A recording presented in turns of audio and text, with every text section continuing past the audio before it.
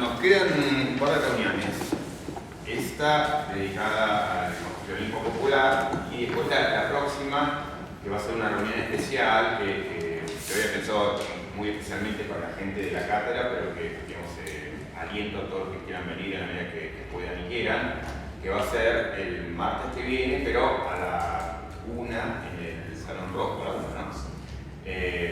Y ahí vamos a discutir Dworkin, tratando de ver un poquito la trayectoria de Dworkin. La motivación del encuentro va a ser repensar un poco el trabajo de Dworkin a lo largo de toda su vida, digamos, sobre todo porque pienso que, bueno, los que conocieron Dworkin en la Facultad de Derecho, muchos de nosotros que enseñamos Dworkin, a veces enseñamos o vemos Dworkin muy vinculado con las primeras cosas que él escribió, dijo, y bueno, aún cuando él hizo un esfuerzo enorme por mantener consistencia, y yo creo que al final de su vida uno puede encontrar una gran consistencia con lo que decía en un momento y en otro, pero también es cierto que hay variaciones que son importantes que tuvieron que ver con el modo que fue él reaccionando frente a lo que decían sus críticos, aun cuando no aparecía abiertamente como hipersensible, digamos, a las posiciones de sus críticos. Me gustaría después, si tuviéramos tiempo, de hacer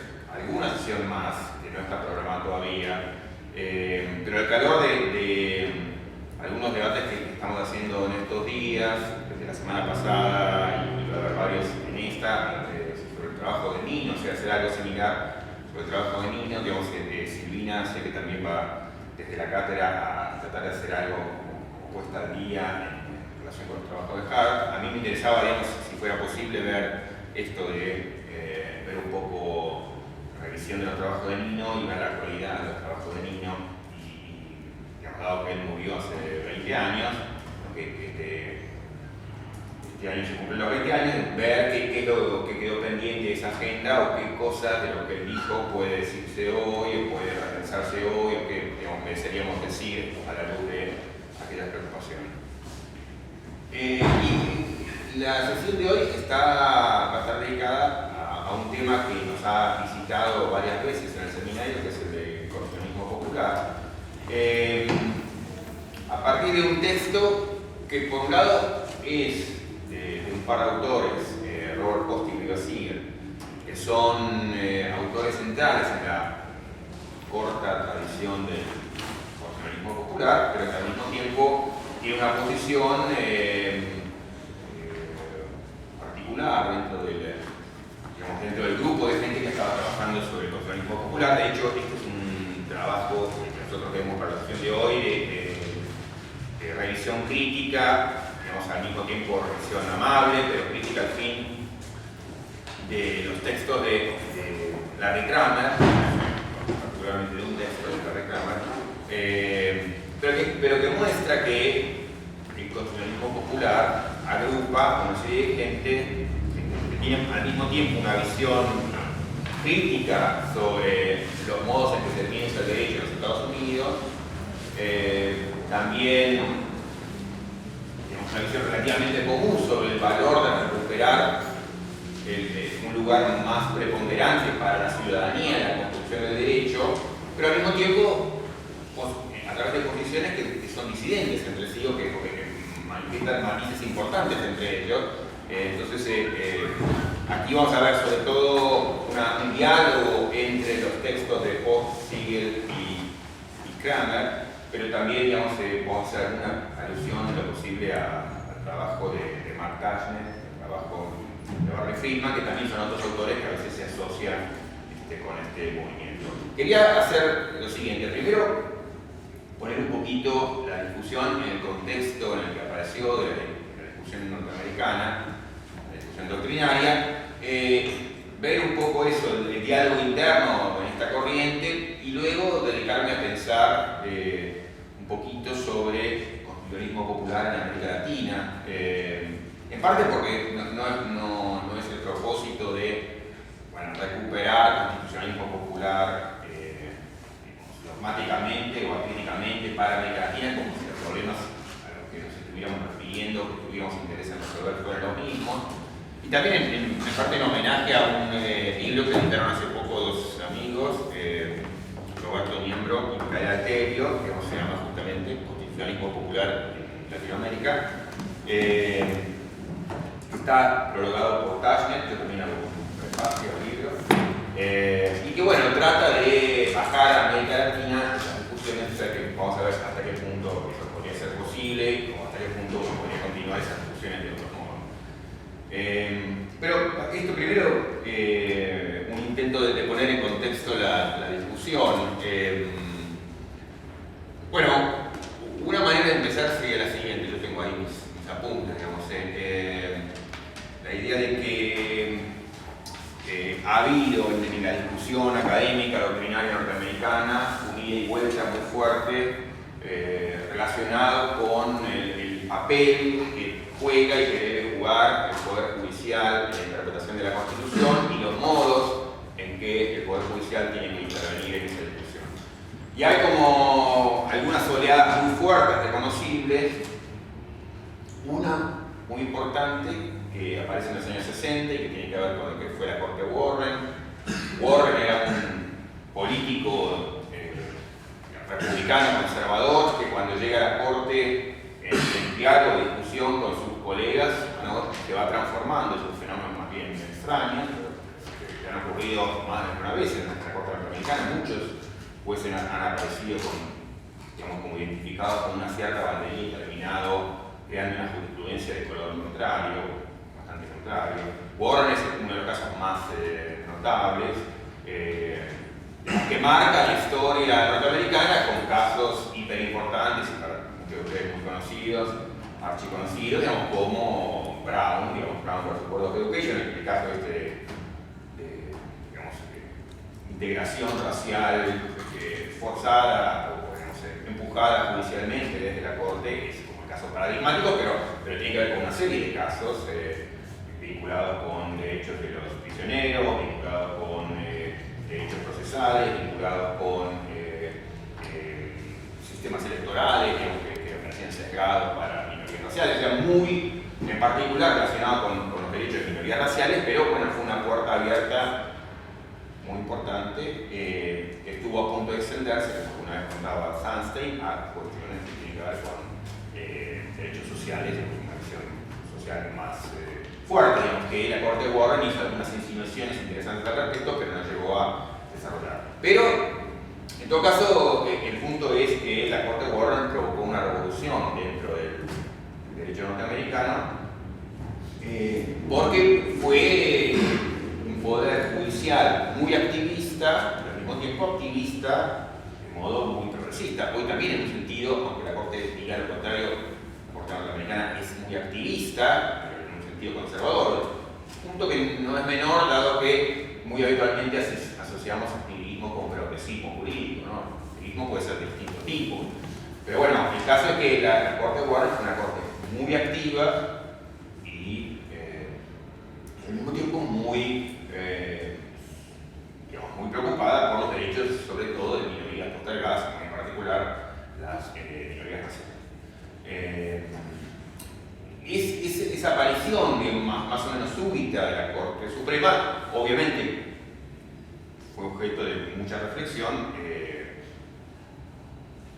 distinto tipo, digamos, algunos mostrando que, por supuesto, digamos, la Corte fue solamente un emergente de una cantidad de tarea que se había hecho socialmente y que en todo caso explosiona también con la Corte. Hubo otros trabajos más bien escépticos de cuál fue el balance de lo que hizo la Corte. Algunos, hay un libro famoso sobre el hecho de que, bueno, que en realidad la Corte no había cambiado nada, que los cambios importantes que se dieron fueron cambios solamente que se terminan de concretar cuando el Congreso termina por retomar las banderas que había levantado la Corte en su momento, y un montón de trabajos, sobre todo del progresismo académico norteamericano, destinado a mostrar por qué ese activismo particular de la Corte norteamericana era justificado, digamos, por qué era importante y además justificado. El más notable, también es bastante conocido dentro de la cátedra y del seminario, es el trabajo de Leonini, que mostraba que era efectivamente un activismo, pero un activismo justificado. ¿Por qué? Porque no estaba destinado a dotar de contenido nuevo a la Constitución, sino a cuidar como las bases procedimentales,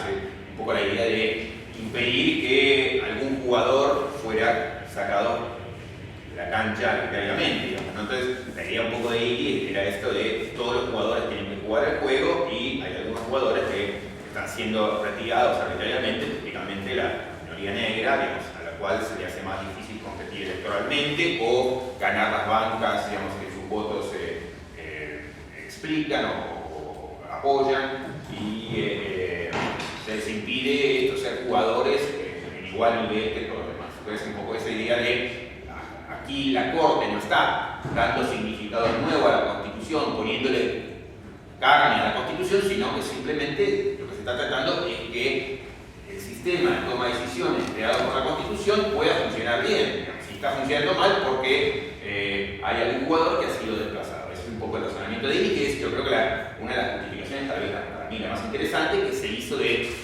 por qué este movimiento activista que estaba bien, digamos, está justificado. Es importante lo que hizo Illy, porque, digamos, en la historia misma de la Corte norteamericana había habido, digamos así, activismo de distinto tipo. La Corte conservadora de los años 30, que es paralela a la Corte conservadora, también activista argentina desde el comienzo del siglo, la Corte de Bermejo, la Corte presidida por el señor Bermejo, bueno, similar a la Corte conservadora en Estados Unidos, que al comienzo del siglo le ponía palos en la rueda al programa de restitución económica de Roosevelt. Entonces, muchos progresistas habían quedado horrorizados con el activismo de la Corte a comienzo del siglo. Entonces, muchos que habían hablado mal del activismo de la Corte a comienzo del siglo, muchos doctrinarios encontraron que, bueno, que había un activismo que les parecía interesante. Entonces, ¿cómo hago yo para criticar fuertemente el viejo activismo y defender este? Y dio una respuesta interesante, y era lo que estuvo haciendo la Corte contra Roosevelt, diciéndole este plan económico que está mal, digamos, lo dijo de otro modo, para la causa, digamos, de otro sustantivo, pero no importa, digamos, el punto es, lo que viene a decir Illy es, bueno, simplemente que ese activismo quería poner un contenido nuevo a la Constitución, diciéndole este programa económico que toca la propiedad y es inaceptable.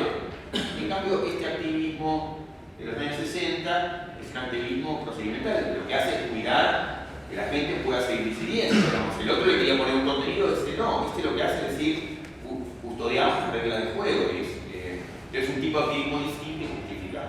Esa es la teoría de Illy, pero en todo caso vuelvo al punto. El punto era que una novedad muy importante, digamos, de hacer un activismo progresista, entre comillas, en los años 60, y eso genera enormes resistencias de la doctrina, de la práctica, de la jurisprudencia norteamericana, que se expresan muy especialmente en el renacimiento de lo que sería la doctrina contraria a esta que estaba siendo promovida por Warren. Muchos, digamos, veían la jurisprudencia Warren asociada a lo que, bueno, en teoría interpretativa se llama el living constitucionalismo, digamos, mantener la Constitución viva. No es la interpretación de Illy, pero digamos, el originalismo lo que viene a decir es, no, esa es una barbaridad lo que estuvo haciendo la Corte Warren, porque no hay que hacerle decir a la Constitución lo que nos gustaría que diga, sino que hay que atarse al significado estricto original de la Constitución, y si no tenemos un significado que se revele en las palabras de la Constitución, bueno, tenemos que estudiar historia, tenemos que bucear en la fuente de la Constitución, pero no, digamos, hacerle decir a la Constitución lo que nos gustaría que la Constitución. Entonces, hay esa pelea, que también es una pelea sobre doctrina interpretativa, entre el nuevo, digamos, tipo de activismo de la Corte Warren y el originalismo, que quería como volver atrás el reloj y decir, no, acá este activismo es inaceptable, digamos, se le puso contenido nuevo a la Constitución, cosa que hay gente que es muy ingenua. Pero digamos, está esa batalla entonces doctrinaria entre digamos, este tipo de activismo de la Corte Warren y los originalistas. Bueno, un punto altísimo, tanto doctrinario, más que doctrinario, diría, en la práctica, en la jurisprudencia, de este originalismo, son dos jueces que hoy están formando parte del corazón de la Corte norteamericana, como Antonin Scalia y Clarence Thomas. Digamos, ahora el grupo de los originalistas se amplió, pero estos son como los más, digamos así, doctrinarios o explícitamente originalistas. O sea que el originalismo tuvo no solo un revivir contra el progresismo de la Corte Warren, sino que además es un revivir que llevó a ocupar un lugar centralísimo al punto de torcer la jurisprudencia de la Corte, que pasó de, digamos, ese progresismo en los años 60 a un conservadurismo acentuado que llega a su punto más alto en estos años y que tuvo, digamos, un momento estelar, en un sentido, con lo que fue el periodo de la Corte, lo que fue la Corte Rehnquist, la Corte presidida por Rehnquist. Bueno, la Corte presidida por Rehnquist es actor importante en esta historia porque extrema, digamos, el conservadurismo de la Corte y el conservadurismo interpretativo de la Corte, hasta decir que, digamos, la versión más dura de la función de la Corte, no solamente que el sentido de la Constitución tiene que estar atado al pasado, que llevó a una lectura muy conservadora del constitucionalismo, sino que además las otras ramas del poder tienen que estar excluidas porque la interpretación de la Corte es excluyente, digamos, en el sentido de que los otros jugadores tienen que acatar simplemente lo que viene a decir la Corte. Y eso es lo que genera esta reacción muy fuerte que doctrinariamente expresa el constitucionalismo popular. O sea que en ese sentido la historia, digamos así como en los grandes rasgos, es la historia del activismo de la Corte Warren, conservadurismo doctrinario y jurisprudencial, y reacción frente a los extremos de este conservadurismo. Figuras importantes también doctrinarias y judiciales, digamos, de la Corte Warren hay una gran cabeza que fue, uno fue Brennan desde la Corte, pero también alguien que era abogado, que luego llegaría, digamos, a sitiar muy alto en la justicia, que es Brandeis. Entonces, Brandeis es un poco el abogado de esta forma del activismo, digamos, de la Constitución viva, así como hay una contrafigura de él, que es un doctrinario que fue muy influyente en Argentina también, en los años 70, que era Raúl Berger, y él escribió un famoso libro, Government by the Judiciary, que, digamos, acusaba, de algún modo ponía en tela de juicio lo hecho por la Corte Warren en los años 60. Entonces también, digamos, es como contrafigura teórica muy importante. Scalia mismo, digamos, como juez y como doctrinario, fue influyente en estas discusiones. Dworkin, por ejemplo, fue teóricamente un rival de Scalia. Y el constitucionalismo popular, yo creo que reacciona muy en particular frente a esta versión extrema del accionar de la Corte, que representó la Corte Rehnquist, que fue la Corte de los Rehnquist, se fue hace poco tiempo, la Corte representó ese punto muy alto de conservadurismo metido en el centro y además reclamando exclusividad en la interpretación de la Constitución. Bueno, entonces ese es un poco el lugar donde está ubicado el constitucionalismo popular. Sale a pelear en esa disputa acerca del lugar de la Corte y el lugar del pueblo. Esto, digamos, también tiene que ver con cosas que estuvimos discutiendo nosotros acá hace 2 semanas, cuando hablamos justamente de esto del lugar del pueblo en la Constitución, cómo recuperar el lugar del pueblo en la Constitución. Bueno, esta discusión que da el constitucionalismo popular tiene mucho que ver con eso. Ahora, digamos, y acá estamos viendo algo que me interesaba marcar, es obvio, pero me interesaba marcar, en cuanto a lo que pueden ser diferencias entre Argentina o Latinoamérica y Estados Unidos, y es que en Estados Unidos hay esta centralidad muy fuerte de la disputa en torno al lugar de la Corte. Y entonces, bueno, ahí, digamos, hay algo que es muy especial del constitucionalismo norteamericano, que es relevante, yo diría, al constitucionalismo latinoamericano, pero que es muy particular de los Estados Unidos, sobre todo por ese especial protagonismo que juega la justicia, por distintas razones en la vida pública. Hay mucha expectativa sobre lo que dice y no dice la Corte, que se refleja desde las nominaciones de la Corte, digamos, que son objeto de atención pública extraordinaria, hasta, digamos, los distintos casos que van apareciendo. Ahora, también vemos hoy en Argentina que lo que dice la Corte, por distintas razones también, aparece teniendo como generando una atención especial en muchos casos. Pero bueno, digamos, está claro que hay una centralidad, digamos, de la Corte de los Estados Unidos que es muy peculiar y que ha generado, digamos, y que explica también lo que hace y quiere decir el constitucionalismo popular. Bueno, dentro de las distintas variables que uno puede encontrar del constitucionalismo popular, Kramer es un poco punta de lanza, y nosotros lo vimos más de una vez en el seminario. No quiero volver a eso, pero sí marcar que a Kramer, digamos, le interesó muy en particular hacer una relectura de la historia norteamericana jurídica, y en esa relectura él lo que encontró es que, bueno, que en realidad desde los momentos fundacionales mismos estaba muy en claro que se esperaba para la ciudadanía un papel protagónico que luego se fue diluyendo y que inclusive a través de los propios fallos de la Corte Suprema, digamos, los más importantes, tipo Marbury vs. Madison, hasta, digamos, la doctrina de Rehnquist, que es su expresión más dura, bueno, ese papel había ido desdibujándose al punto que la doctrina termina por suscribir en su reconstrucción histórica esa idea en donde aparece como un gran protagonista de la vida pública la justicia, la Corte y mucho menos la ciudadanía. Se espera que haga menos la ciudadanía hace menos en los hechos, pero también porque institucionalmente se le reserva un lugar cada vez más opaco y se le hace más difícil, digamos, intervenir en la vida pública por vías institucionales. Entonces, Kramer lo que dice, no, mire, desde el minuto uno la idea era otra. Y eso, que a nosotros a lo mejor hoy acá nos interesa menos, es especialmente relevante, en el contexto norteamericano porque, digamos, la Corte, los tribunales, la doctrina hacen permanente referencia a la historia constitucional y están viendo, digamos, están en esa batalla de cómo se lee la historia constitucional. Entonces, los grandes padres fundadores, las acciones y los documentos del periodo fundacional, digamos, son puntos de referencia permanente cuando uno toma una decisión jurídica o cuando uno alega o cuando la Corte dice algo. Entonces, hay esa batalla por cómo se lee la historia, ¿no? Nosotros de otros modos también lo tenemos, pero no tanto eso relacionado con la Corte.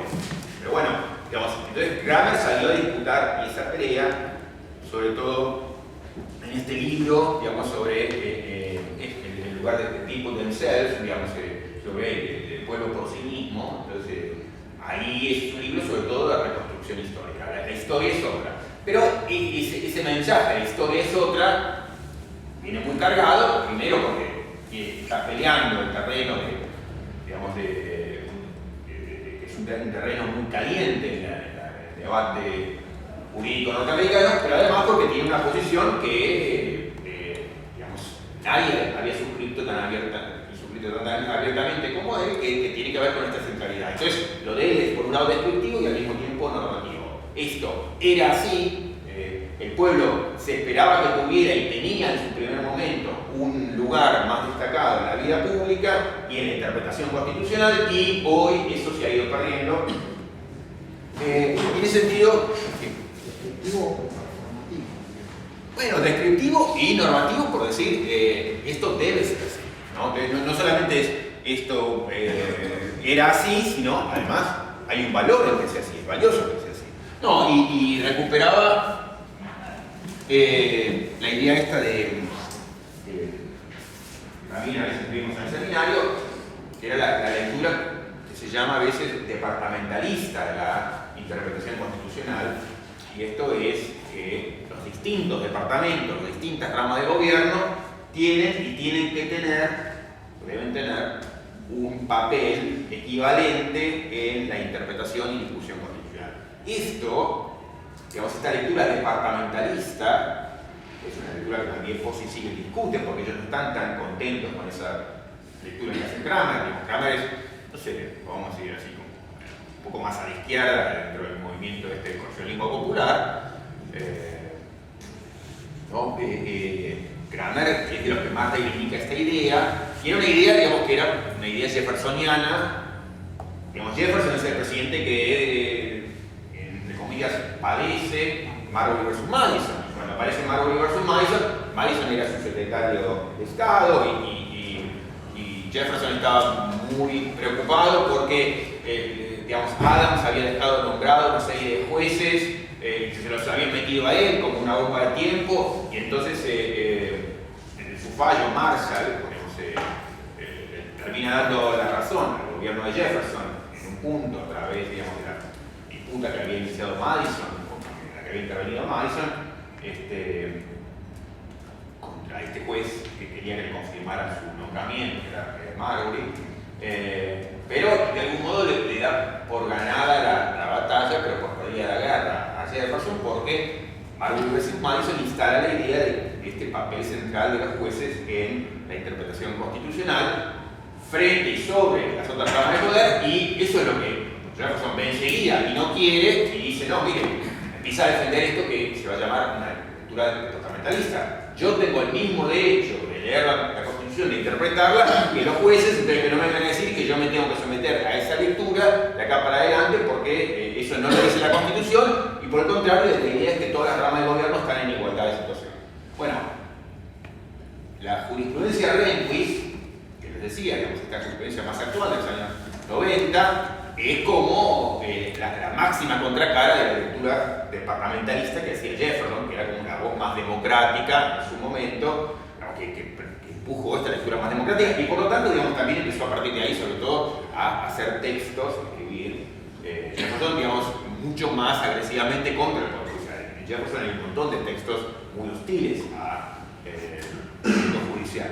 Pero bueno, digamos que esa lectura departamentalista es como una contracara de el Rehnquist y mucha esta gente conservadora tipo Scalia hoy reivindica. Entonces, cuando el constitucionalismo popular se pelea con Rehnquist y lo que eso implicó, reivindican, digamos, esa vertiente más popular, o que venía a decir, no, las ramas de poder político tienen que estar en igual estatus. Entonces, ahí hay parte de la disputa, y Kramer, digamos, es una rama más o menos radicalizada, a ojos argentinos es una radicalización que lo que implica es una reivindicación de la política y del pueblo, digamos, pero muy vinculado con la discusión sobre el Poder Judicial, o sea que, digo, salvando las distancias, pero Kramer vendría a representar esa rama más hostil a el lugar de los jueces en la intervención. Y con esta idea que también hay cuentan por si siguen, Kramer era radicalizado, en un momento lo que parecía estar en contra era que el Poder Judicial fuera el único intérprete de la Constitución, que era la disputa con Rehnquist, pero no, digamos, en otros textos él mantuvo una posición más fuerte, que es, no, en general en contra del hecho de que el Poder Judicial se arrogue la última palabra, o sea, una idea más fuerte. Y frente a eso, Post y Siegel se muestran más cautos o más escépticos, por razones que podemos entender y que sería bueno que discutamos acá, que tienen que ver con esta pregunta de, bueno, ustedes reivindican el lugar del pueblo, yo también, pero, o sea, un mayor protagonismo para el pueblo, pero ¿qué pasa si, por ejemplo, en la ilustración que dan ellos, en el ejemplo que en el caso que dan ellos, de la sedición, qué pasa si, bueno, lo que ocurre es que el Congreso aprueba una ley antiterrorista o se castiga a alguien por sedición, la Corte Suprema le dice, bueno, no, esta persona no puede ser perseguida de este modo, y ustedes qué están haciendo entonces ahora que diciéndole, no, hay que reivindicar el lugar de la rama política? No, justamente la idea es reservar garantías para derechos, etc. Entonces, ¿cómo es, o sea, finalmente, cómo es que un movimiento progresista piensa este tipo de situaciones? O sea, cuando uno hace, o sea, ¿qué es lo que implica reivindicar el papel de, por ejemplo, las ramas políticas frente a la justicia? Implica decir que en caso de, digamos, pérdida de libertades, o sea, algo tan importante en Estados Unidos post 11 de septiembre o en Argentina por distintas razones, digamos, ¿qué es lo que hacemos frente a decisiones de la justicia contra el poder político. ¿En dónde nos situamos si es que queremos reivindicar el papel del pueblo? Entonces, ahí hay una pregunta que es relevante, digamos, que hace Pozzi y Siegel desde una posición de amistad personal y simpatía con el trabajo de Cranach. Hay todo, digamos, muchos de estos constitucionalismo popular, constitucionalistas populares son más o menos de la misma generación. Todos tienden a ser así como muy sensibles al papel de los movimientos sociales en política, sobre eso también quería decir alguna cosita más. Y varios de ellos están en la misma universidad, en Yale, como Robert Pozzi y Siegel, que son pareja, y Jack Balkin, por ejemplo. Digamos, es un grupo de gente que han estado trabajando juntos. Muchos de ellos aparecen también en este libro que en la carta también comentamos y tratamos de reproducir, que es la Constitución 2020. Digamos, ahí se juntan varios de estos como progresistas de la doctrina liberal demócrata norteamericana. Pero bueno, ellos en una posición de simpatía al mismo tiempo marcan matices que son importantes o preguntas que son relevantes para Cranach. Alguna cosita más sobre Pozzi-Siegel y después una nota sobre el conservadurismo popular en América Latina y cierro. Sobre Pozzi-Siegel hay una serie de observaciones que no aparecen en este texto, pero en otro de los que forman parte del libro que editamos desde el siglo XXI, que es este, que tiene como subtítulo "Por una reconciliación entre Constitución y pueblo". Hay un texto que es Constitucionalismo Democrático, que es el primero que encabeza el libro. Es un texto pequeño y que es interesante. Y en donde ellos avanzan un poco sobre su propia posición al respecto.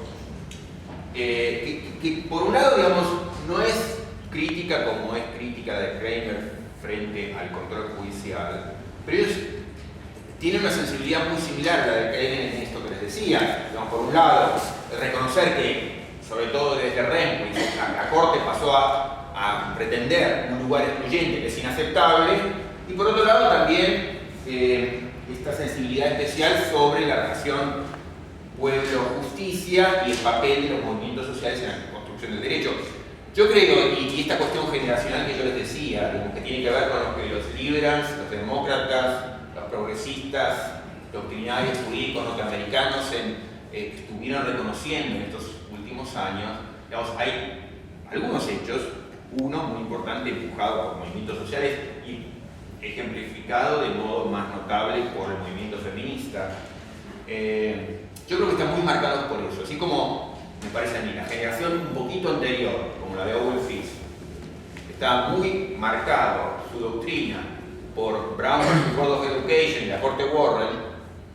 Entonces yo creo que cuando uno lee hoy a Fisk sigue viendo los ecos de su reivindicación de un rol muy fuerte de los jueces, un rol progresista muy fuerte, muy activista progresista, digamos, de los jueces, ejemplificado de modo paradigmático en Brown vs. Board of Education y la Corte Warren, o sea, esa corte de integración. Entonces, gente como Fish lo que quiere es radicalizar esa vieja corte que se murió, pero entonces volver a eso y radicalizarlo, digamos, entonces, por eso sus escritos sobre derechos de grupos, o sea, cosa que a los juristas, sobre todo a los juristas de origen liberal, les gustaba decir, y entonces esas reivindicaciones que hizo Fish, gente como Fish, sobre el tema de derechos de grupos, fue muy importante. Y me parece que esta generación, que es, digamos, en edad no es que se diferencia mucho, pero uno puede reconocer una sensibilidad distinta como posterior, ya no es tanto el apego a la Corte Warren y lo que eso implicó, sino el apego a, digamos, porque ya empezaba a haber desilusiones sobre la Corte cuando Warren,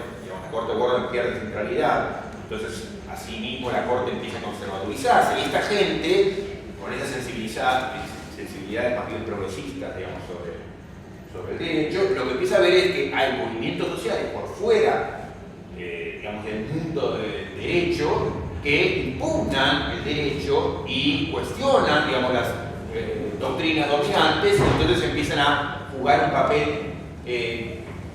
determinante sobre el derecho, influyente dentro del derecho, pero desde fuera. Y eso es, entonces, en la reivindicación de Pozzi-Siegel no está tanto la crítica a el tema judicial, el control judicial, el papel judicial, sino en todo caso a la reivindicación de este activismo de los movimientos movimientos sociales que los jueces deberían saber darle mayor cabida. Pero entonces hay esa división entre lo que podría pensar Kremer, lo que podría pensar Post y Siegel, Balkin, digamos, porque en ellos, digamos, la sensibilidad popular se traduce sobre todo en esto de tienen y merecen jugar y están jugando un rol más importante en los movimientos sociales, y la disputa pasa por ahí. Entonces que el derecho sepa reconocer ese diálogo que se está dando en los hechos, digamos, de gente disputando el sentido del derecho. Ahí hay un autor que acá que lo tenemos a Ramiro, digamos, a lo mejor nos puede iluminar, que es Robert Cover, que a lo mejor te pedimos que nos diga dos palabras sobre Cover, digamos, pero que en mucha de esta gente, Cover, ¿cuántos años habrá vivido? ¿40? 43, digamos, que vivió pocos años, pero que marcó mucho el derecho sobre este tema de la disputa sobre el nomos del derecho, ¿no? Sobre el significado del derecho y cómo esto, digamos, desde fuera de las instituciones jurídicas había una disputa sobre el sentido del derecho, y me parece que, digamos, ahora le voy a pedir clarificaciones a Ramiro, pero me parece que en gente como Post y Siegel está esta reivindicación de hecho explícita en ese primer capítulo que les mencionaba, del trabajo de Robert Cover y el lugar de los movimientos sociales en la reflexión sobre el derecho. Entonces, en ellos está esta idea de, o sea, un punto que me pareció interesante lo que decía en este primer capítulo Post y Siegel, digamos. Hemos gastado mucha energía criticando lo contradictorio de la teoría interpretativa defendida por Scalia, Thomas, digamos, y la verdad que sí, que son un desastre, digamos, en cómo interpretan, porque, digamos, esta gente que son los originalistas, que han querido volver a anclar a la Constitución en un sentido muy conservador, lo han hecho, yo creo, y ellos, digamos, ahí lo sugieren de un modo a veces desopilante o digamos, muy poco consistente. Era un poco agarrar el material, digamos, viejo que sirviera para la interpretación que ellos hoy querían hacerle a la Constitución. Es como si nosotros decimos, bueno, en materia de intervención del Estado en la economía, usemos a Alberti porque era totalmente antiestatista, y en materia de moral usemos a Félix Fría o a Ferré, que eran hiperconservadores. Entonces uno va saltando de un autor a otro y siempre encuentra en el pasado gente que le sirva a uno y usan un poco como quieren la historia, digamos. Entonces, pero lo que dicen Post y Siegel es no gastar las energías, digamos, en esa disputa de, fíjense cuán incoherente han sido, sino que la disputa tiene que estar en otro lugar, que es un poco como lo podía pensar Cover, digamos, y que es prestarle atención a cómo distintos movimientos sociales han estado disputando el sentido del derecho. Antes de pasar a hablar de esto digamos, de alguna repercusión o algún vínculo entre el constitucionalismo popular y Latinoamérica, no sé si Ramiro quería decir dos palabras, no lo habíamos planeado, pero ya que somos un coveriano. Sí, creo que ellos toman mucho un texto de Cover, que es de 1983, que es Nomos y Narrativa, tiene su edición en español, Ediza. Y ese texto me parece que a ellos les sirve para entender el derecho del otro lado. O sea, empezar a mirarlo un poco por afuera de las instituciones estatales, incluso tal vez yo plantearía una crítica al constitucionalismo democrático y popular, fundamentalmente al democrático por su excesivo foco a veces en eso, pero ciertamente quieren reivindicar el rol de los movimientos sociales en la construcción del significado jurídico.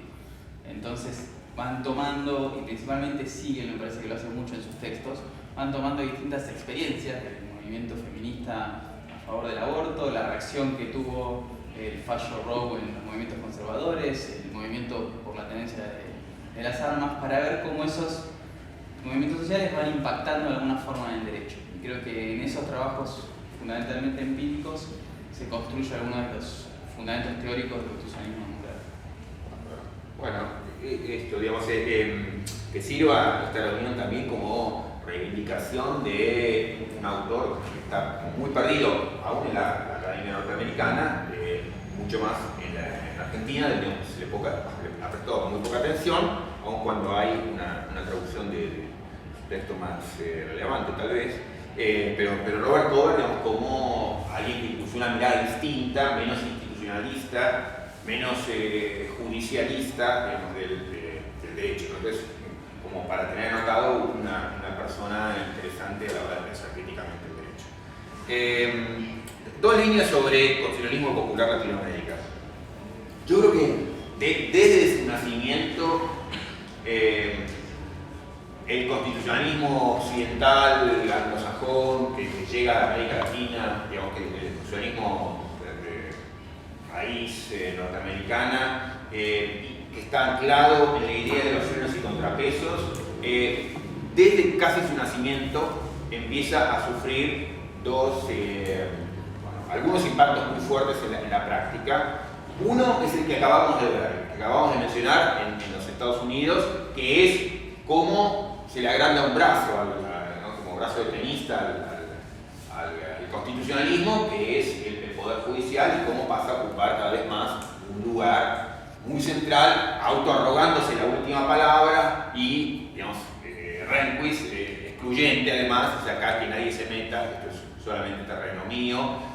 Entonces, esa sobredimensión del Poder Judicial, que de un modo u otro también pasó en América Latina, también claramente pasó en Argentina, o sea que también la Corte se arroga la última palabra, es una primera distorsión. Y hablo de distorsión no porque quiera reivindicar la teoría de los frenos y contrapesos, sino que lo que sí reivindico, digamos, una cosa sí reivindico la lógica del sistema de frenos y contrapesos, es que, digamos, había allí una lógica que era interesante, que era esta del equilibrio, que uno puede tratar de cambiarla por alguna otra lógica, pero digamos, en la medida en que uno reivindica, como todas nuestras constituciones reivindican en las palabras, la idea de los equilibrios, los frenos y contrapesos, bueno, ese sistema de los equilibrios estaba montado sobre una lógica que es la que defiende Madison en 49-51, digamos, que siempre lo ilustro, digamos, con esta idea de cómo si a todas las ramas de gobierno se le da un arma, y esa arma, digamos, puede ser disparada cuando los demás atacan, los demás poderes. Entonces, digamos, el Poder Ejecutivo tiene el poder de veto, el Poder Legislativo tiene el poder de juicio político, el Poder Judicial puede invalidar una norma, digamos, entonces cada rama puede controlar los excesos del otro. Ahora, la lógica del equilibrio tenía que ver con que, bueno, el grueso de la sociedad puede ser incluida, incorporada institucionalmente, y en la medida en que todas las ramas del gobierno están con un arma equivalente, se controla mutuamente y ganamos todo con la lógica de la paz armada, digamos, de que nadie mató al otro. Entonces, estamos todos obligados a negociar con el otro. Esa es un poco la lógica. Puede ser una lógica que no nos guste, y a mí en particular, digamos, me parece criticable por muchas razones, pero hay un punto en esa lógica. Ahora, lo que hoy me parece que está ocurriendo es que se reivindica en las palabras, en los textos, esa lógica, pero en la práctica ha ido distorsionándola. ¿De qué modo? Por ejemplo, en el caso de los Estados Unidos, pero eso se ha reproducido en América Latina, el Poder Judicial apareció siendo un jugador especialmente importante, ganó herramientas, digamos, muy importantes. Y en el caso de América Latina, a eso se le agregó, digamos, una distorsión todavía más fuerte, también desde el minuto uno del nacimiento del constitucionalismo latinoamericano, claramente en el argentino, que es el Poder Ejecutivo, digamos, que también pasó a ganar un poder excepcional. Entonces, hay como dos grandes distorsiones. En el caso de América Latina, esto reforzado y empeorado, yo diría, por el reforzamiento del Poder Ejecutivo. Ambas distorsiones han implicado un opacamiento de la instancia legislativa, cosa sobre la cual querría decir enseguida algo. Pero entonces tenemos esa doble distorsión que se ha ido dando. Entonces, para quienes miran con escepticismo todo lo que implica el constitucionalismo popular, el tema del Poder Judicial, etc., por un lado decir, acá también en Argentina lo vemos, el Poder Judicial ha empezado a ocupar un lugar muy importante. Eso no nos debe de hacer perder de vista que tenemos otra distorsión muy importante que se le ocurrió a Alberti desde el primer minuto, pero que es una distorsión muy grave respecto del sistema que estaba copiando. Alberti en las bases dice, en lo que hace el Poder Ejecutivo nos retiramos del modelo norteamericano y vamos hacia el modelo chileno, el modelo de los Egaña, que era el modelo ultraconservador de la Constitución de 1833, y nos acercamos ahí, y eso implicaba recontrapotenciar al Poder Ejecutivo. Él lo decía en los términos de tenemos que darle la posibilidad al Ejecutivo que se convierta en un rey en caso de crisis. Tiene que tener los poderes de intervenir en la provincia, declarar estado de sitio, etc. Entonces, bueno, pero eso, en la metáfora que estaba usando antes, la imagen que usaba antes, es como decir, le damos a este poder una ametralladora y a nosotros un cuchillo. O sea, eso es un elemento tremendamente distorsivo en la lógica del equilibrio. Entonces, estamos acá con otra distorsión que además explica por qué el Poder Ejecutivo lo primero que quiere hacer es comerse al Poder Judicial, que sabe que tiene la llave última de interpretación. Entonces, yo creo que la reforma de la justicia última es un nuevo embate en ese sentido, digamos, con independencia de posición política que tengamos en relación con el gobierno, pero me parece que forma parte de esa lógica de el Poder Ejecutivo con capacidades especiales tratando de comerse al Poder Judicial, digamos, que sabe que controla una llave última muy importante. El último punto que quería hacer es el siguiente, y es, en el contexto de este opacamiento de las instituciones políticas, sobre todo del Congreso, y en el contexto del vaciamiento de sentido de muchas de nuestras instituciones, acá en Argentina o en Estados Unidos y en el resto de América Latina, digamos, dadas las enormes dificultades que tenemos para controlar a nuestros representantes, sobre todo en el contexto de gobiernos que se han personalizado y que tienen poderes extraordinarios que no podemos controlar nosotros como ciudadanos de ningún modo, uno merece repensar cuál es la respuesta institucional o la respuesta que quiere dar frente a este hecho de, digamos así, como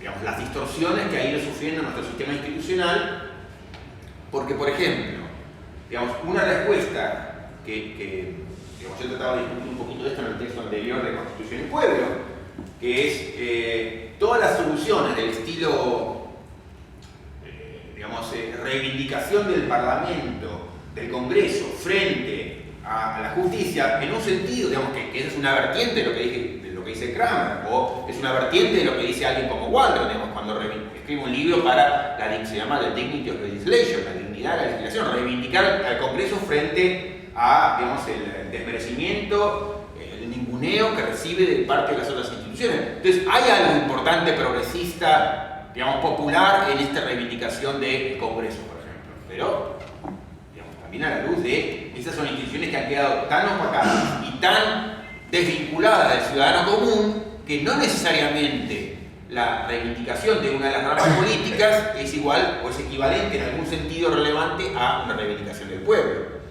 Y lo mismo, digamos, cuando hemos perdido control sobre nuestros representantes, y mucho más en el caso de América Latina, de Argentina, con el hiperpoder que ganó el Poder Ejecutivo, porque en la medida en que nosotros ya tenemos tremendas dificultades para dialogar, inimaginable, pero digamos, controlar de algún modo al Poder Ejecutivo, también inimaginable porque el propio poder, digamos, desmantela todas las agencias de control, pero digo, eso más allá de ser una enfermedad del momento, o agudizada en el momento, es un rasgo de nuestro sistema institucional que hace que, digamos, la idea de que la reivindicación que uno hace del pueblo como metáfora, bueno, no deba ser leída como equivalente a reivindicación de las ramas políticas.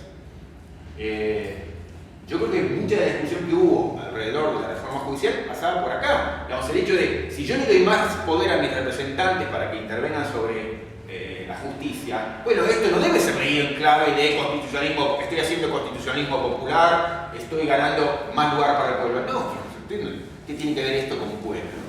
O sea, ¿en qué sentido la reivindicación del Congreso, del Ejecutivo, es reivindicación del pueblo? Uno puede entender que, bueno, el Poder Judicial es el menos democrático de todos, etcétera, etcétera, pero en el contexto de este tipo de distorsiones que se ha dado en la organización del poder en Estados Unidos, en América Latina, en Argentina, digamos, poder judicial que gana la última palabra, poder político, digamos, que se hiperfortalece y se escapa de los controles ciudadanos, etcétera. ¿Qué significa reivindicar el control del pueblo como un lugar más importante para el pueblo en política?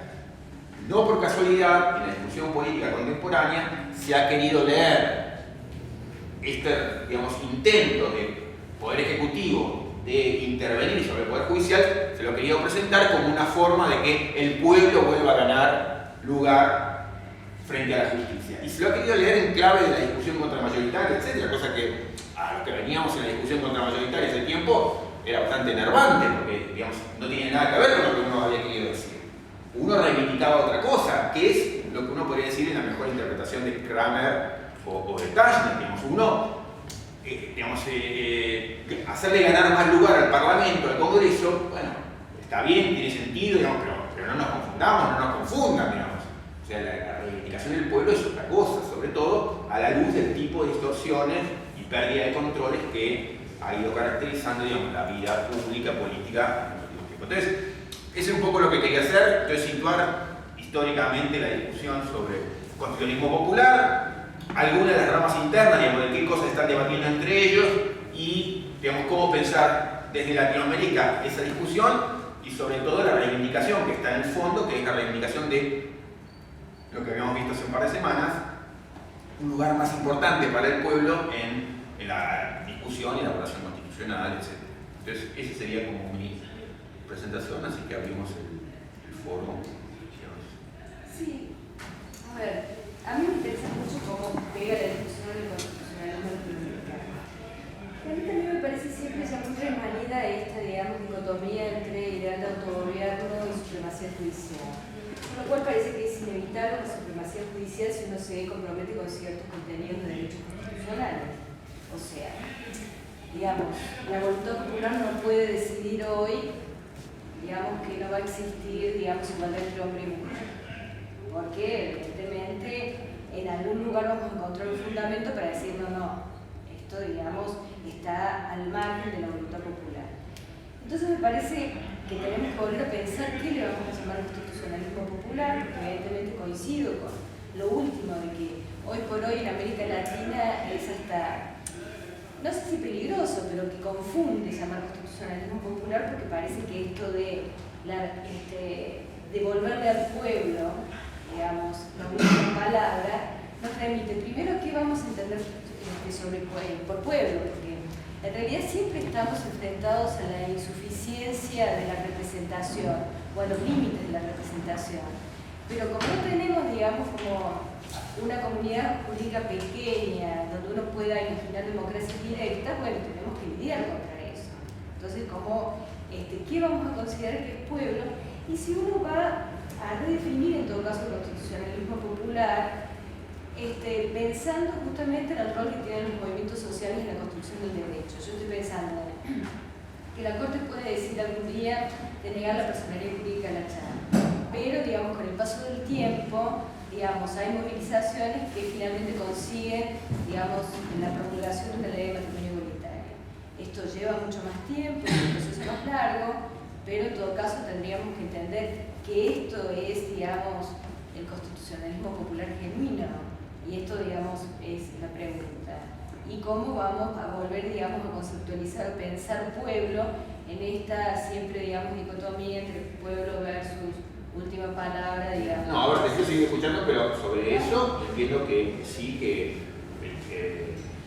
digamos que cualquier vertiente del constitucionalismo popular que lo conozca diría, no, esto es constitucionalismo popular, pero el constitucionalismo popular tiene que ver con este tipo de cosas, con que el derecho tenga una sensibilidad, una disposición, una inclinación especial frente a hechos a los cuales no le presta atención porque lo que hace es mirar códigos, leyes, constitución y demandas, digamos, y no, digamos, hay que mirar más allá de ese mundillo y prestar atención a la vida de la sociedad y el tipo de cosas que están pasando. Entonces, el reconocimiento de eso y, en un sentido como político, la reivindicación de ir a disputar el sentido del derecho, no solo fundamentalmente desde nuevos fallos. Entonces, todo lo que yo escribo tiene que ser destinado a ganar a este juez de la Corte, ¿no? Que es mucho lo que hace la doctrina norteamericana y a veces argentina. Entonces, todo lo que nos interesa es ir a ganarle la opinión a un juez o a dos jueces, a ver cómo hoy convencemos a Zaffaroni que diga tal o cual cosa sobre ley de medios, etc. Bueno, es decir, no, mire, la pelea y la energía constitucional merece estar puesta, digamos, también, o a lo mejor centralmente, en otros lugares, digamos, esto, lo que fue en su momento, quienes leí, digamos, el propio Ramírez, digamos, a veces cuando en las discusiones que él ha hecho sobre la ley de medios, era, bueno, reivindicar los modos en que desde la sociedad civil se había empezado a discutir sobre ley de medios. Eso, digamos, digamos, alguien que tiene una sensibilidad constitucionalismo popular puede o tiende o merece hacer, yo creo. ¿Pero vos querías hablar? No, o sea, un poco esto que aquí le vamos a llamar pueblo, le vamos a a llamar a los movimientos sociales, vamos a llamar a la representación del Parlamento, porque ciertamente el Parlamento está, digamos, debilitado, pero me imagino que, bueno, no me imagino, se supone que en un diseño institucional uno debería recuperarlo y volver, digamos, a que recupere la fortaleza en esto de que no hay otra que la representación. Entonces, bueno, no sé si bajo el presupuesto de no hay otra que la representación, pero sí que, digamos, dentro de la lógica del equilibrio, en la medida en que la vayamos a mantener y todo el mundo diga que la quiere sostener, bueno, hay algo, digamos, que las distorsiones que se han ido dando ha generado, y es el lugar más opaco del Parlamento, que tiene que ver, reivindicar esto quiere decir, lo que por ejemplo Nino y otra gente hacía en su momento, que era rebajar los poderes presidenciales fuertemente, o los que hacían sobre todo, digamos, la crítica a la norteamericana, moderar también, digamos, la intervención de la Corte a ciertas áreas y de ciertos modos. Digamos. Entonces, yo creo que todas esas operaciones son aceptables, digamos, de luchar por que el Ejecutivo tenga menos poder, cosa que no es nada evidente que la doctrina política y constitucional contemporánea lo haga. Digamos. Yo creo que hay mucha doctrina que es funcional a eso, a reforzar. En un punto, digamos, el tipo de reivindicaciones que hoy se hacen del constitucionalismo Sampaio quieren ir por ahí, ¿no? Por ciertas formas de tenía Sampaio de pensar la economía, sino de tratar de servir de ese modo al pensamiento del Poder Ejecutivo. Quiere decir, digamos, es importante, por un lado, clarificar eso, de que a uno le puede interesar, en la lógica del equilibrio, terminar con el tipo de distorsiones graves que hoy hay, que hacen que el Poder Judicial haya ganado un lugar último de exclusividad que no se merece, y el Poder Ejecutivo un lugar dominante, inaceptable. Y por otro lado, sin la ingenuidad de pensar, que es lo que a muchos nos han querido hacer pensar, y insisto, creo que la discusión muy en particular de la reforma judicial estuvo permanentemente contaminada de eso, de que más control de la política sobre la justicia es estar reivindicando el lugar del pueblo en la justicia. No, mire, si usted quiere reivindicar el lugar del pueblo, era un poco lo que pedíamos muchos, es, bueno, facilite el acceso de los sectores más pobres a la justicia, facilite el diálogo y el control del ciudadano, haga el juicio por jurado. O sea, hay mil cosas que usted puede hacer. No me hace ninguna de estas, y lo que hace, en cambio, es darle más control a la política partidaria sobre el Poder Judicial. Entonces, tener ese tipo de claridades, yo diría, ¿no? Que no son habituales, porque cuesta pensar diferente al Poder Ejecutivo en América Latina cuando, digamos, toda América Latina hoy, los gobiernos exitosos, dominantes, aparecen digamos, en manos o liderados por presidentes muy fuertes, o porque, por distintas razones, pero esa discusión no me parece que esté bien llevada. Insisto, creo que hubo aquí un punto alto con la discusión de la reforma judicial, donde, digamos, desde el oficialismo se usaba la retórica del ultramayoritario para terminar de seducir también a la gente de la justicia. No sirvió, pero es importante. Sí, yo quería agregar algunas cosas, dos digresiones antes en relación a tu introducción, digamos. Yo por ahí tengo una disidencia cuando hablabas en el punto del originalismo de la Corte de Bermejo. Yo trabajé bien el periodo. Quiero expresarlo de esto porque suele señalarse en el sentido de que es un mito que la Corte de Bermejo le haya puesto palos en la rueda del gobierno, obviamente de Irigoyen, porque los demás no hay nada que discutir, me imagino. Es un mito, más allá de que una Corte, es cierto, no muy progresista, pero tampoco reaccionaria en el sentido peyorativo. Es un mito que yo examiné la jurisprudencia. El único caso donde Bermejo queda solo en el Polano y en Horta, pero ahí Figueroa de Corta tomó la posta, quiero decir. Es un mito, más allá de que tenga proposiciones sobre el derecho de propiedad, etc. El punto está bueno. Simplemente digo lo siguiente, que me interesaba poner, creo que, digamos, se lo puede poner legítimamente, a Bermejo como un representante de originalismo conservador que iba a buscar en la Constitución, en las discusiones constitucionales argentinas, argumentos, por ejemplo, del librecambismo alberdiano, para decir este tipo de intervencionismo es inaceptable. Pero eso es muy paralelo a lo que se da en el mundo. Ahí es una discusión que sale un punto para discutir, que más allá de que uno pueda coincidir o no, yo no sé si Bermejo estaba tan equivocado en ese aspecto, porque la Constitución tiene, yo diría, un techo ideológico. Entonces, que eso fue lo que Bermejo trató de decir. Pero ahí ya has metido una afirmación dudosa. Tiene un techo ideológico la Constitución. Nuestra Constitución es liberal. ¿Querés modificarla? Modificarla. Pero vos fíjate que tiene varias gamas interpretativas como para flexibilizarla hasta ese techo ideológico. No, pero yo creo que ahí le estás presentando, y no sé, legítimo lo haga, pero aclarémoslo, una lectura interpretativa particular. Que uno puede decir, yo no estoy atado a la ideología de lo que escribieron la Constitución. Si a mí me dicen, digamos, tenemos un sistema republicano representativo federal, leo eso, no leo, no podés hacer una monarquía. No, por eso, claro, pero eso no habla del tipo de valores que querés atribuirle al liberalismo cuando estamos haciendo esta discusión.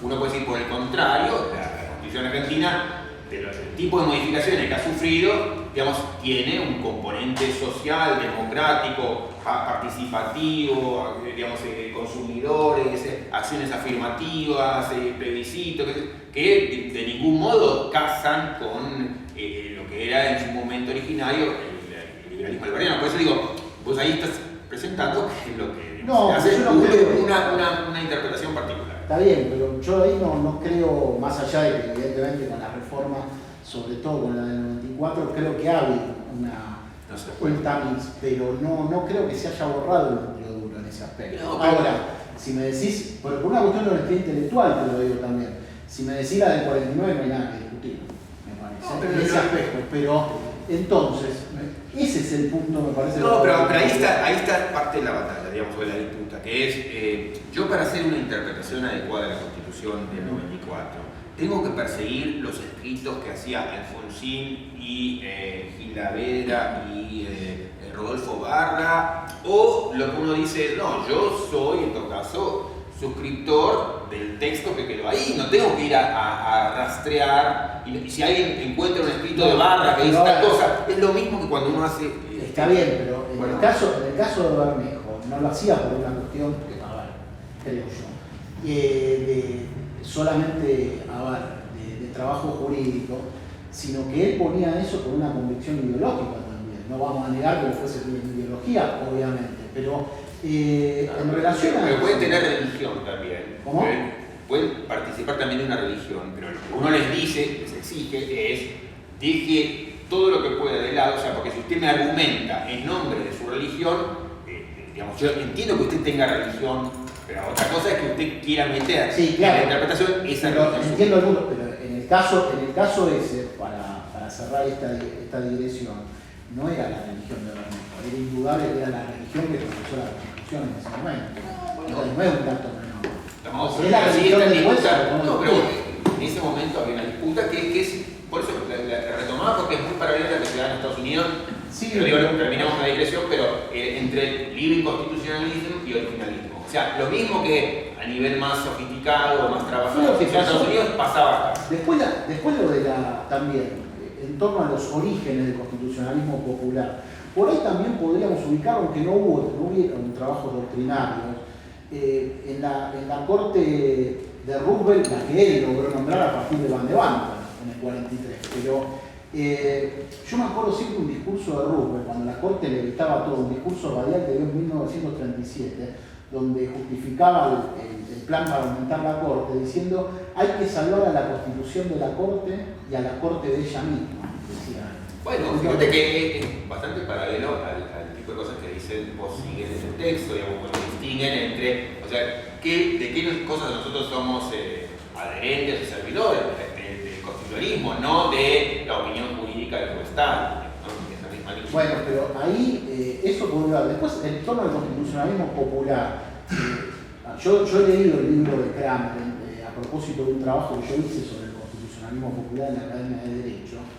Yo diría que es indudablemente el principal referente del constitucionalismo popular, tanto por el libro que lo cristaliza como por la cantidad de trabajos que tiene escrito, sí, pero más allá de que es muy difícil sistematizar las posturas del constitucionalismo popular porque cada uno tiene su propio criterio.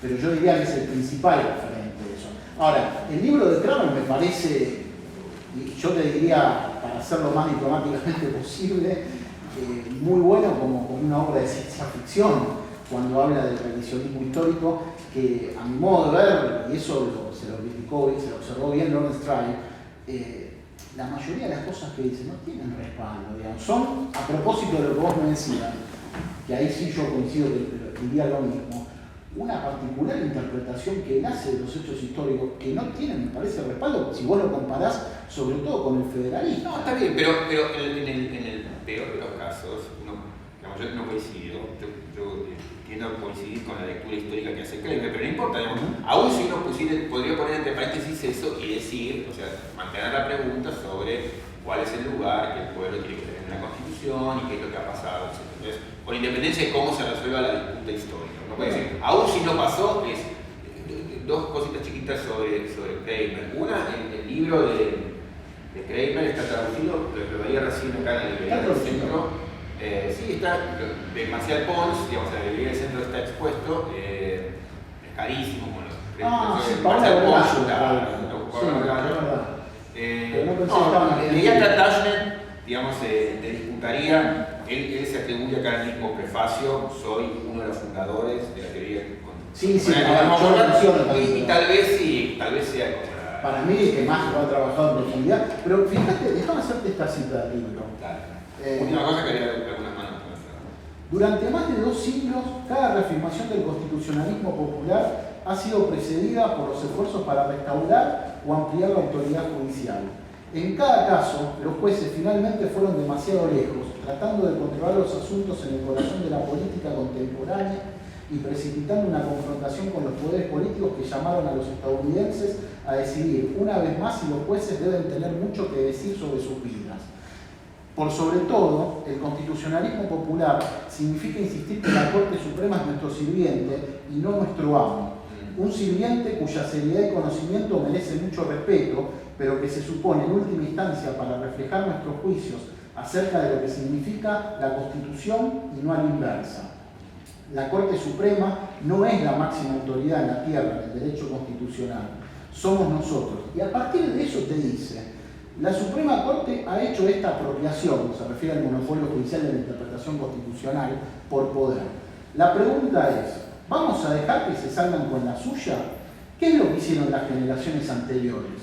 ¿Qué hicieron Jefferson, Jackson, Lincoln, el Congreso de la Reconstrucción y Roosevelt? Y dice, la Constitución deja un sinnúmero de respuestas políticas ante una Corte demasiado ambiciosa. Sus jueces pueden ser sometidos a juicio político. El presupuesto de la Corte puede ser reducido, el presidente puede ignorar sus decisiones. No, pero está bien, pero lo que yo retomaría es lo siguiente, que es, hay esta idea de que anti-Rehnquist, digamos, de la Corte, que es algo que yo diría la mayoría de la doctrina comparte, ahí hay una anomalía, digamos, esta pretensión no solamente la última palabra, sino la palabra excluyente. Entonces uno puede decir, bueno, el recetario de soluciones que propone Kramer me gusta menos, me llama menos, me parece ridículo, me parece inaceptable, pero en todo caso leámoslo a su mejor luz. Bueno, que es viene la frase de uno asume sus circunstancias también, ¿no? No, pero por eso, ¿qué hacemos nosotros? A veces no dice. No se puede, me parece. ¿Qué hacemos nosotros frente a ese problema que tenemos, que podemos reconocer? Bueno, pero había dos o tres manos levantadas. 1, 2, 3, 4. Hacemos preguntas cortas porque se nos está yendo el tiempo y no empezamos a hablar. Bueno, yo en lo particular quiero decir que prefiero esta supremacía constitucional dado a varios ejemplos que he visto en el país. Por ejemplo, en el sexenio pasado metieron a una francesa, se le violaron todos los derechos humanos, pero esta francesa está vinculada a la materia de secuestro. Entonces, cuando la Corte, la Suprema Corte Mexicana da el fallo de que tiene que salir, estas organizaciones, bueno, la mayoría de los ciudadanos están haciendo totalmente, es que cómo puede ser que la hayan liberado si fue una secuestradora, pero le liberaron todos los derechos constitucionales, así que yo acabo. No, lo que quiero decir, Roberto, es que puedes mencionar 10 ejemplos, pero uno puede ponerte 20 enfrente de cualquier tipo. Uno puede decir, bueno, cuando la Corte reconoció la esclavitud o avaló la esclavitud. Perdón. Sí. A lo que voy, o sea, para entender, por ejemplo, el discurso público es necesario implementar la cultura constitucional, la cultura jurídica. Si no, ¿cómo vamos? Si implementamos en la sociedad el discurso la cultura jurídica o la cultura constitucional en la vertiente de constitucionalismo popular y supremacía, van a chocar. Bueno, es mi comentario. No, simplemente que mi punto es. No, pero piénsalo, digamos, particularmente en el contexto mexicano, donde históricamente la Corte ha estado muy cerca del Poder Ejecutivo. O sea, donde esas dos distorsiones de las que hablábamos han estado muy presentes. Yo no sé si es el mejor contexto para pensar una reivindicación o sea, porque México, como en Argentina, digamos, en un punto, es de los países de América Latina que más ha sido víctima de estas distorsiones, que en todo caso muestran un malestar de nuestro constitucionalismo. Entonces, yo creo que en nuestros dos contextos hay que pensar especialmente, más bien, digamos, ¿no? ¿Cómo salimos de esto? Porque, digamos, mucho de lo que tenemos es muestra del peor escenario posible, o sea, de un poder ejecutivo muy fuerte que le ha ganado pulseadas a la Corte sistemáticamente y en muchos casos dejándola, digamos, dominada. Entonces, bueno, pondría el interrogante, digamos, aprovecharía esta pregunta para poner el interrogante. Cortito ambos. Sí. Mi pregunta era que, siguiendo con la analogía más o menos que era de jugadores jugando un juego y en los cuales dos se disputaban cuál tenía mayor autoridad para interpretar las reglas, ¿no? El poder judicial y el poder ejecutivo. Y también teniendo en cuenta que el tercer poder, el poder legislativo, sería en el que, a pesar de la crisis de representatividad, se encuentran mejor representados el pueblo.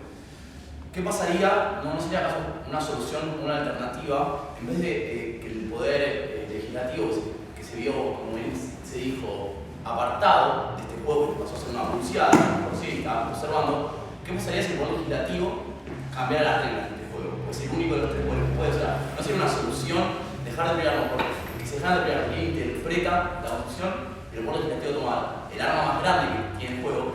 Y no, pero lo que pasa es que justamente por el hecho de que quedó con, en la metáfora que yo usaba en la imagen, con un cuchillito de madera, digamos, frente a la ametralladora que tiene el Poder Ejecutivo, lo que tiende a pasar es lo que uno ve en Estados Unidos y en Argentina, o que hay un bloqueo, digamos, de los distintos partidos dentro del Parlamento, o cuando el Ejecutivo gana mayoría es la tiranía del Ejecutivo. Entonces, el Poder Legislativo puede querer la iniciativa